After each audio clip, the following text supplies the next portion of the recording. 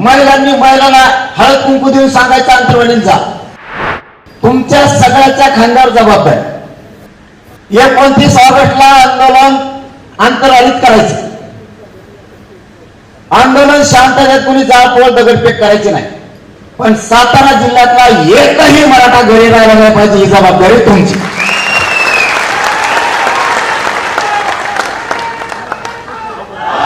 तुमच्या लेकराच्या सुखासाठी, तुमच्या लेकराच्या कल्याणासाठी मी तिथं जीवाच्या बाजूला लढणार आहे. कारण मला हे शेवटचं आंदोलन करायचं, निर्णायक आंदोलन करायचंय. पुन्हा 50-100 वर्षे मराठ्यांच्या पाठीमागे प्रश्नच ठेवायचा आहे.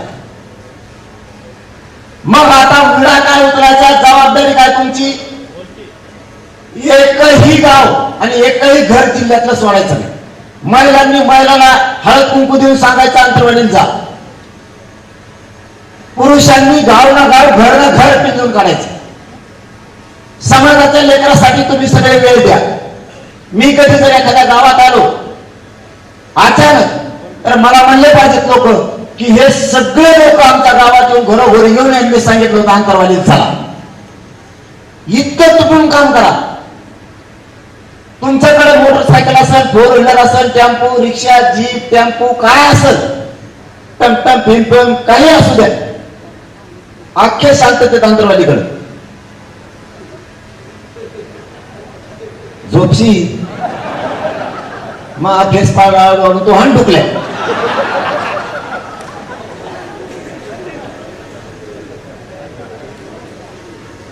गाव सोडू नका. या पाटण नगरीतून मी महाराष्ट्रातल्या मराठ्यांना आवाहन करतोय मीडियाच्या माध्यमातून, जे आजपर्यंत आंदोलनात सहभागी झाले त्यांनी पण अंतरवाली यायचं, आणि जे आंदोलनात सहभागी आतापर्यंत झाले नाही त्यांनी हे शेवटचं आंदोलन आहे म्हणून या आंदोलनाचं, या निर्णायक आंदोलनाचं साक्षीदार व्हायचं. आता घरी एकाही मराठ्याने राहायचं नाही. तुम्हाला जसा वेळ मिळेल तसं तुम्ही अंतरवालीच्या आंदोलनाला भेट देऊ नये, एवढंच माझं म्हणणं आहे. तुम्हाला दुसरं काही मागितलं नाही. मीच तुमच्या लेकराला देणार आहे, त्यांचं कल्याण करतो. तुमच्याकडून मला कसलीच अपेक्षा नाही. आंदोलन कुठंही होऊ शकतं. कुठं आईला मुंबईला जाऊ घडे रे, लईच फेस पडतोय तुम्हाला. आवरू तिथं गेला, तिथं गेल्यावर तुम्ही ऐकतच नाही. मराठ्यात लय ताकद आहे. मराठ्या नुसते शांततेत बी गेले तरी अर्ध मंत्रालय मुंबईत बाहेर होतं. त्यावेळेस मुंबईतच नाही राहिलं कुणी. आता तर निर्णायक शेवटचं आंदोलन म्हणलं प्रत्येक मराठ्याला वाटणार आहे आपण आपलं साक्षीदार व्हावं. आपला नातू पण तो कधीतरी म्हणून माझा आता या आंदोलनात होता.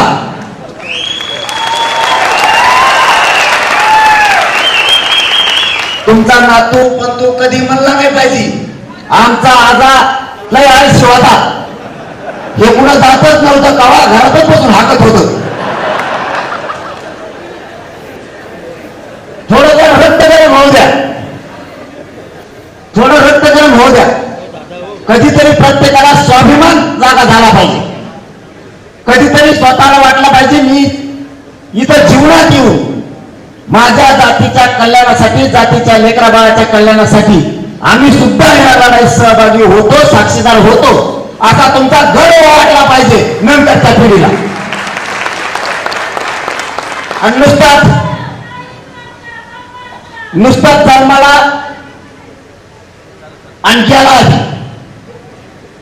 कोणालाच माहित नाही झालं असं जीवन मराठ्यांनी नाही जगायचं. कारण आपल्या अंगात छत्रपतींचा रक्त खेळताय. ज्या छत्रपतींनी या देशावर अन्याय होत होता तो तोडून काढला, त्या क्षत्रिय मराठ्यांचे वारस आहेत आपण.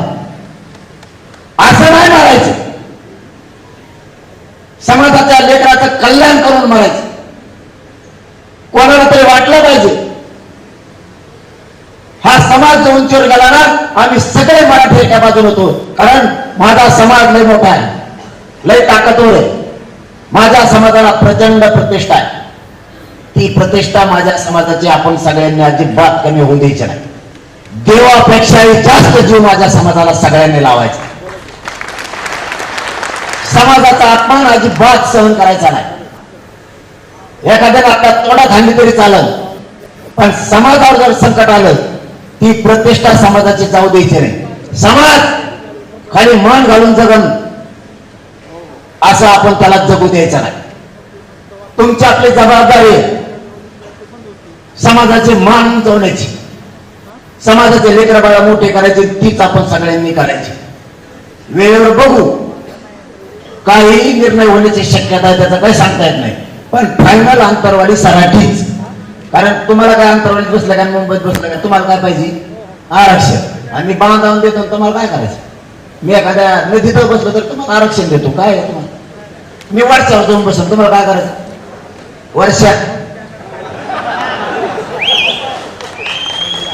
मी वर्षावर जाऊन बसत पाण्याच्या टाकीवर, तुम्हाला काय करायचं? काय वर्ष आपली नाही का? वर्षा म्हणजे बंगला आपली वर्षा. आपल्या वर्षावर आपण जाऊ शकतो. मुख्यमंत्री कुणाचे? आपले. त्यांचं घर कुणाचं? आपलं. महाराष्ट्र कुणाचा? आणि मग मुख्यमंत्री कुणाचा आहे? आणि मग त्या घरावर बसायला का रोग आलाय? उलट त्यांचा पाणीचा टाकीतलं पाणी कमी झालं मी भरू शकतो मोठं चालू करून. वर्ष मग थोडंफार काही दुखायला लागलं, उपोषणाने काही त्रास झाला, काही बीपी कमी झाला, साखर कमी झाली, अंक कमी झालं तर फडणवीस साहेब डॉक्टर आहे. ते लक्षात गावात तुम्ही डॉक्टराचा असं इकडं तपासो, तिकडं तपासो, इकडं तपासो, 50 गोळे बी खाते ते मग त्याला काय अडचण आहे का? त्यांना ते घेतलं नाही विद्यापीठातून त्याने डॉक्टर का काय? मग ह्या कामाचे नाही का ती का जाणाराची विषय देते मला? काय अडचण आहे? वर्षावर बसू आम्ही, आम्हाला बघून द्या ना. वर्ष निर्माण पळताना कसे दिसते? वाकडे पळत आहेत का सरळ पळत आहेत? काही निर्णय होऊ शकतो अशा सूत्राची माहिती. एखाद्या वेळेस मराठी मुंबईला सुद्धा चारही बाजूला जाऊ शकतात अशी सूत्राची माहिती आहे. दाट शक्यता आहे.